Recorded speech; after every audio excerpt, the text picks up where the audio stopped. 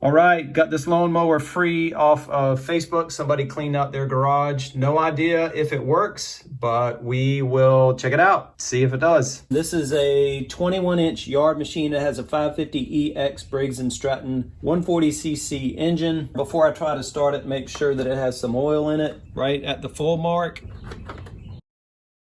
Air filter housing is filthy, but the filter itself, a little bit dirty, but not terrible. Fuel tank is bone dry and it is dirty. So even if the mower runs, when I spray some starting fluid into the carburetor, even if it fires up, we're still gonna take it apart. We're gonna clean out the fuel tank and clean out the carburetor.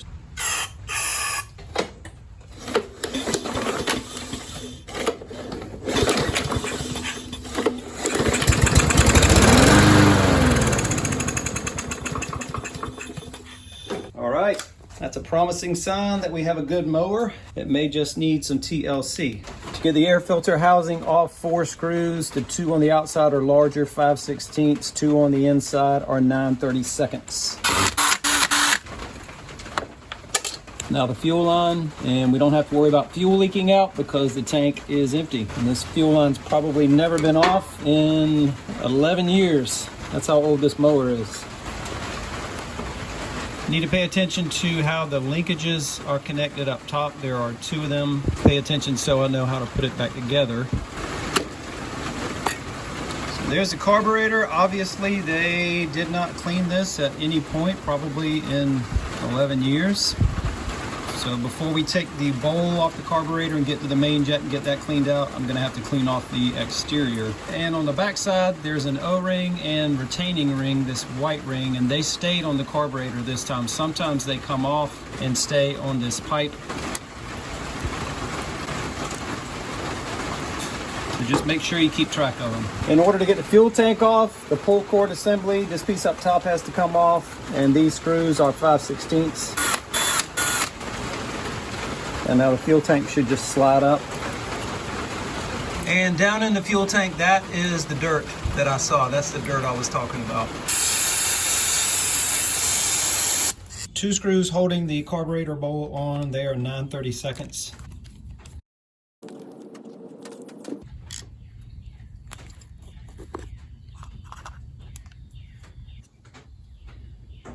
A little bit of crud down at the bottom.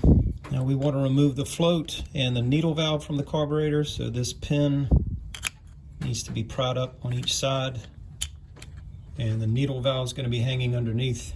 That's it right there. And be careful if you're doing this outside over pine straw, leaves, or grass, because if you lean this down, the needle valve is going to fall off and you can lose it very easily. Now this cartridge, that is where the main jet is located, right through that hole, and that cartridge will pry out of there. And if your mower will not start, or it's running erratically, it's not running well, it may be because the main jet, which is the hole right through there, it may be that that is clogged. And I can see a little bit of light through there, so this is not clogged, at least not fully clogged, might be partially clogged. See the light through that hole right there? That is where gasoline has to pass through, and it can get clogged up, especially if you leave gasoline in your lawnmower over the winter. And you can see what I'm talking about right there with the residue. It's kind of sticky. That is what can clog up the main jet. This piece right here, this will pry up. The tall piece in the middle, it's called the emulsification tube, and there are holes in that run all the way through, so you can take a piece of wire, run that wire through the holes to make sure they're clear. Right down through here, see that hole? There's a passageway through there. That's where the needle valve sets.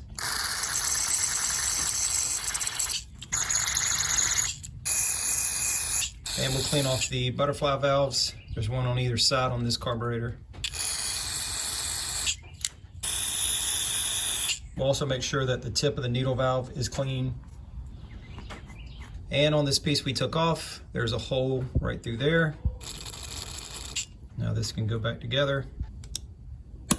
Cartridge back in the carburetor with the O-ring to the outside, and then snap that down. A little bit of dirt around the edge, I want to wipe that off. And clean out the bottom of the bowl. Being careful not to get carb spray on this gasket because that can cause it to expand, and if it expands, then it's not going to fit properly, it's not going to seal, and you are going to have a gas leak. For reassembly, the needle valve slides it right back there, and then the needle valve goes down into that hole, and the pin gets snapped in on either side, on both sides. And now to get the bowl back on, this rectangle on the bottom of the bowl, that goes right over the main jet.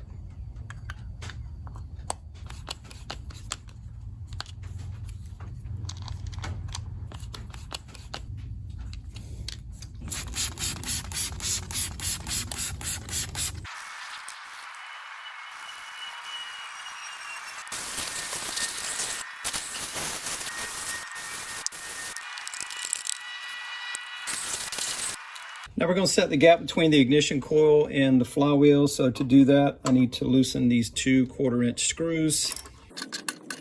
Then pull the ignition coil away from the flywheel and insert this card, which is an insert from a magazine. It's about the thickness of a business card. And just to the right of the ignition coil on the flywheel, it's where the magnets are. When those magnets come in front of the ignition coil, we'll see the coil being drawn in. See it pop in right there. And we'll watch the other side. Tighten the screws down. And if you turn the flywheel as you're pulling the card, it makes it easier to get it out. You won't rip the card. Now a proper gap has been set between the ignition coil and the flywheel. Now let's clean the spark plug. We'll get this cleaned up and also make sure that the gap is correct. Plug looks a little rough and the gap looks too narrow. It is too narrow because it will barely fit on my gauge, so I'm gonna have to bend that up a little bit, right about there. That's tight at 0.03 inches. For the carburetor, I'm gonna put the gas tank back on, then we'll do the carb. That just slides back on. And I put a little gasoline in the tank, shook it up, just to make sure all the water was out of it. Now on the carburetor, before I put it on, I don't want to forget to put the O-ring and the retaining ring or snap ring that holds the O-ring in. Now we have 2 linkages. And now the one for the choke, the automatic choke.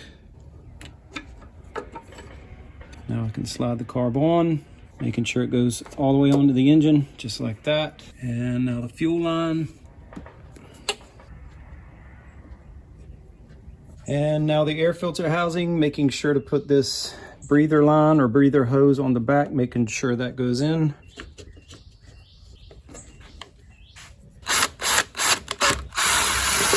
And the one on the right is being difficult and I don't understand why. So let me put the smaller ones in and then we'll come back to that top right.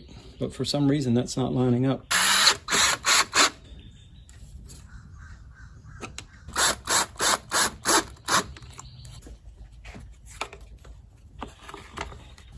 Silicone spray on the kill switch and the cable and the pull cord assembly.